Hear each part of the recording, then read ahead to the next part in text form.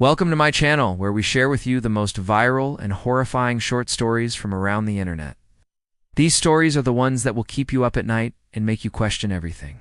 So, turn off the lights, lock your doors, and get ready for the scariest story of your life. In today's video, we will be reading a story from Reddit. So let's jump into the story. A bit of background first. I am 29 years old and live in a small city in Canada. My house is an older build but was extensively renovated by the previous owner. This includes an old-style mirror in the master bedroom that spans from floor to ceiling. It's beautiful, but also somewhat creepy, considering its age. The mirror itself has a little discoloration at the top from years of grime building up in the grout. But apart from that, it seems like any other antique mirror. About 3 weeks ago, I noticed something new in the mirror. At first, it was only a vague outline and looked like a trick of the light or something. But over the next few days, it became more pronounced. Now, when standing in front of the mirror and looking straight on, I cannot see anything. But when I look at the sides of the mirror, I can see the faint outline of another girl, like the negative space between me and the glass. I thought it was weird, but chalked it up to needing a new shower. Then yesterday morning, my boyfriend and I were making breakfast, and he walked past the bedroom while I was getting dressed. He asked if I had seen the weird shadow person in the mirror again. It turns out he'd been seeing the same thing and had been too afraid to tell me. Then we started to investigate. First, we tried moving the furniture away from the mirror to see if that made a difference. It didn't. Next, we turned off all of the overhead lighting and switched to lamps. This seemed to make the figure much clearer. Still weirded out, but curious. I took a picture of the mirror and uploaded it to my computer. On the screen, the figure was visible, even though it wasn't when I stood in front of the mirror. At this point, we called my roommate over, and she saw the same thing in the photo. We still hadn't found an explanation, so I decided to try taking a video. And that's when things got weird. As I recorded, the figure in the mirror began to move.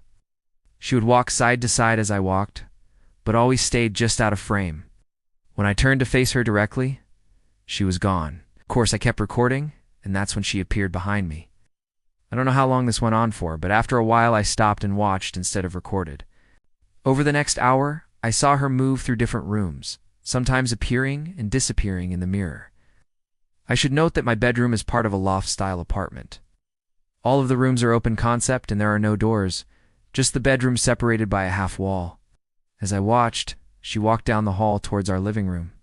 In the mirror, I could see her whole body now, and it looked like she was wearing a long white dress. Then she disappeared. My boyfriend and I looked at each other and knew that we had to get rid of the mirror. There was no way we were sleeping in that room with a ghostly apparition staring at us. Plus, the wedding was tomorrow, and I didn't want to be haunted on my special day, so we set about removing the mirror. The thing was massive and extremely heavy, and we struggled to get it off the wall. Just as I got it free, I felt something brush against my ankle. Looking down, I saw what looked like a long white fingernail. It was dusty and unlike any nail I've ever seen before. It's very thick and shaped like an almond. I have a feeling it was hers. Finally getting the mirror off the wall, we brought it downstairs and out to the curb. As we walked back inside, my phone vibrated in my pocket. It was a text from my mom asking how my dress fitting went. I told her about the mirror and the ghostly figure. And then she responded, "Did you know that when my mom was your age, she died in a house fire? They found her remains in the fireplace, and she was buried in a white dress. My mom was born and raised in the house I now own. Not gonna lie. I'm not gonna lie. I was also terrified when I found out that the house I grew up in had not one, but at least 2 ghosts. At the time, I was dating a guy who was really into ghost hunting, and he and his friends came over to do an investigation. What they found was pretty crazy. First off, they found a woman named Margaret. Turns out she's my great-grandma, and she died in the house in 1948. Not only did they find her, but they also found my grandma, who died at the age of 19 in 1973. According to them, both women were very friendly and playful ghosts. Since then, I've experienced some strange things. For example, every time I go to the basement, I hear footsteps behind me. Also, I've never met a woman who liked the color blue until I moved in here. Now I have 2 best friends who love the color. A lot of weird things happen here, so yeah, I'm a bit creeped out. One incident that happened was really scary. I was home for Christmas, and my friend and I were watching movies in bed. Suddenly, the lights flickered, and we heard footsteps near the stairs. Since our rooms are right next to the stairs, we both froze up.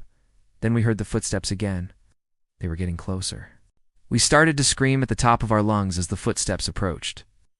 Then my friend's dad ran in and screamed, "Get out! That was weird." I should mention that since he moved in, several people have commented on how dark the house feels. It's like it's heavy and oppressive. It's weird. Anyway, back to the story. By the time the sun rose, the mirror was gone. Of course, my whole body was aching from all of the moving around. I was also exhausted from barely sleeping the night before. So I headed downstairs for some coffee and breakfast. But that's when things got really weird. Sitting in my kitchen, I noticed something on the counter.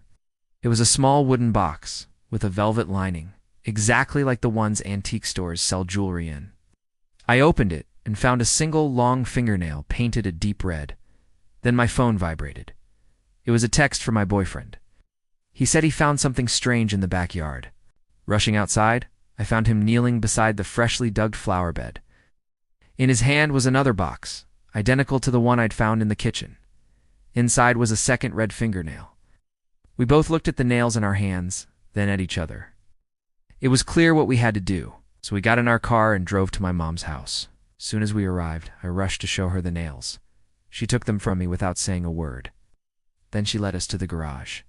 Inside was a full-length mirror propped against the wall. Taking a shaky breath, I stepped forward and looked. But there was nothing there.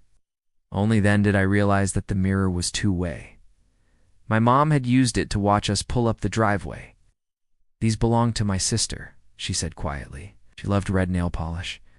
Yeah, so that's why there was a third nail in the house and why I kept finding coins. I guess she liked to collect them. It's a bit sad. And that's the end of the story? Isn't that just the worst? It's finding those nails and then seeing that the mirror was two-way and that your mother had set all of that up? It's just too much for me. I think I would move.